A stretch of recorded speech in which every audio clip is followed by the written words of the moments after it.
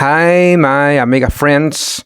Welcome to the adventure of history of Amiga.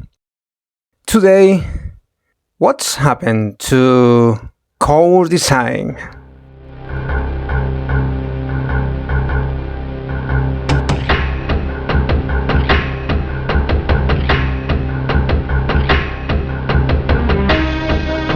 Megabyte was founded in Derby, England in 1988 by former employees of Gremlin Graphics, where we can highlight Jeremy Heath Smith.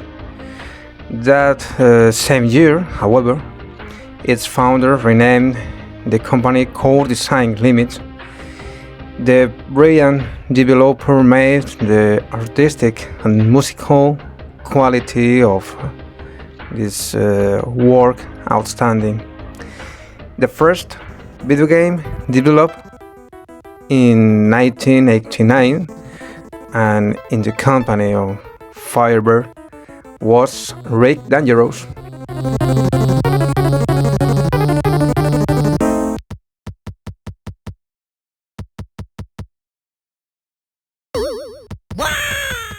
The intrepid characters in the style of a British Indiana Jones had to rescue the precious archaeological objects while undermining a Nazi plot to steal them.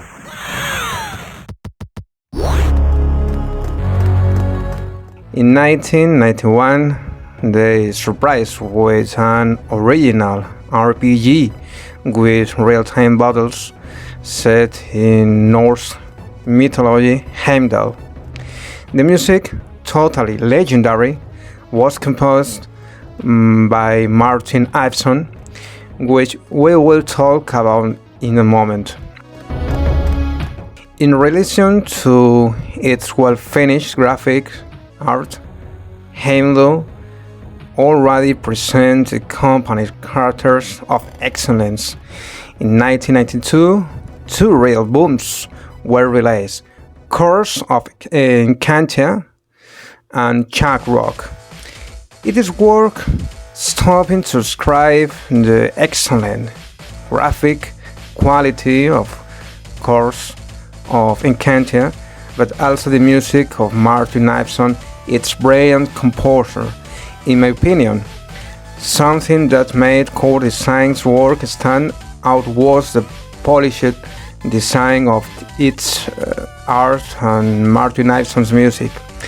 In Chuck Rock, however, we witnessed that was probably one of the three best Amiga 500 platform games. Beautiful, playable, and fun. Although a little difficult and rather slow, it surpassed the Amiga standards on the Genesis, Sega Mega Drive, Mega CD. Matthew Simmons' rock music completed the play on words for a Stone Age character. Also in 1992, Wolf Child was finished, an excellent beat-em up that combined the best of the graphic quality of the core programmers with the music of Martin Iveson. A video game whose transcendence did not do justice to its great quality. Its intro was simply spectacular, and its game engine was fast and well crafted. As you can see, the art design is a gem of video games in 1992.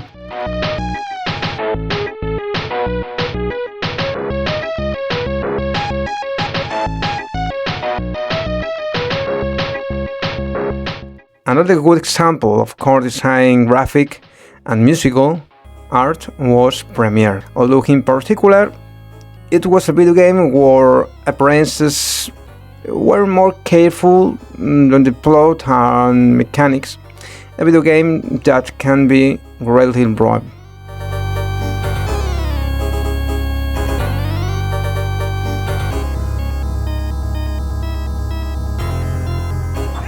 In 1993, the second part of Chuck Rock was published, where Chuck's son had to rescue him. Its excellent music was on the Chrysalis Records record label. 1994 was a defining year for core design as Heimdall 2 was released, perhaps core design's second most remembered game due to its success on PC.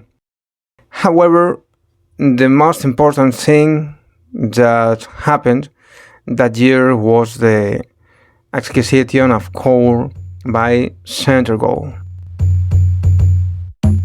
From this moment on, it must besides that everything but the style and the target audience changed for Core design. Centergold, all look at distribution company, allowed Core to continue doing the independent work of video game development. Thus, in 1996, Toby Gard and Paul Douglas gave birth to Tomb Raider, the legendary 3D video game of the adventurer Lara Croft. As we know, this magnum opus surpassed all records, both in sales and spectacularity. However, the development of deliveries was so expensive that the company eventually disappeared into the hands of Eidos Interactive.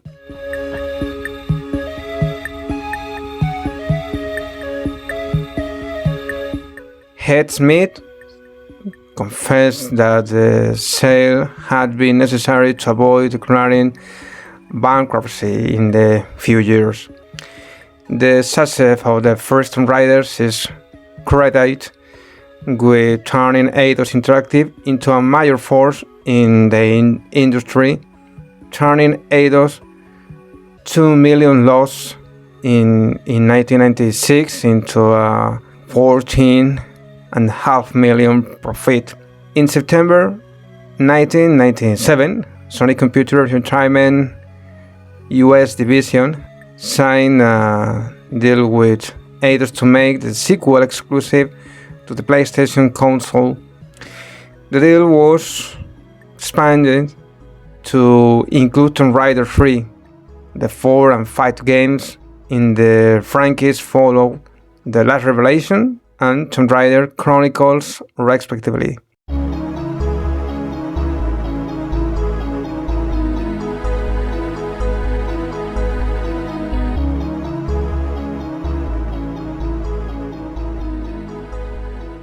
After the critical failure of Tomb Raider, The Angel of Darkness in 2003, parent company Eidos bought Crystal Dynamics, another Eidos-owned studio in charge of developing the Tomb Raider franchise.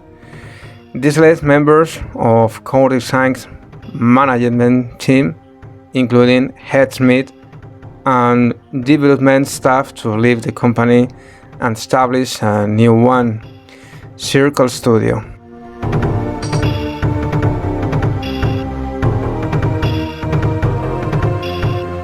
In May 2006, Eidos announced that independent developer Rebellion Development had acquired the assets and staff of Core Design, while the core brand and intellectual property, including Tomb Raider, remained in the possession of Eidos.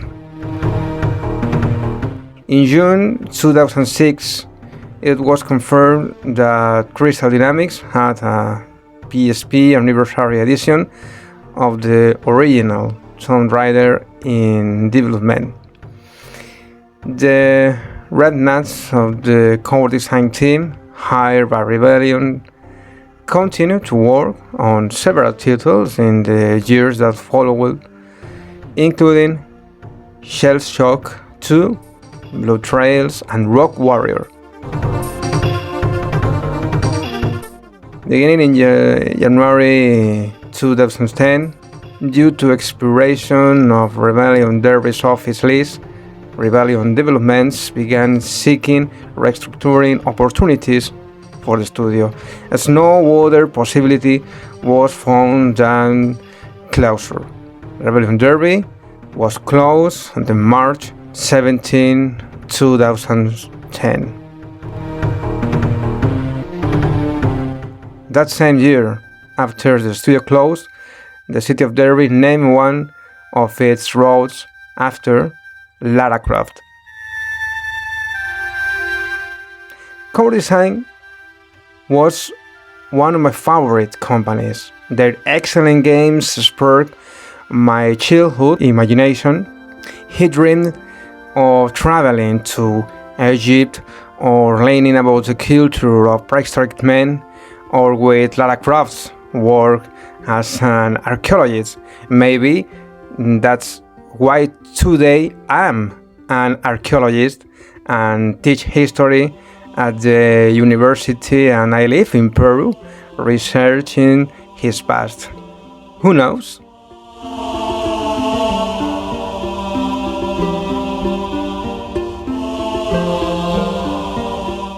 Well, my friends, this is all for today. Goodbye.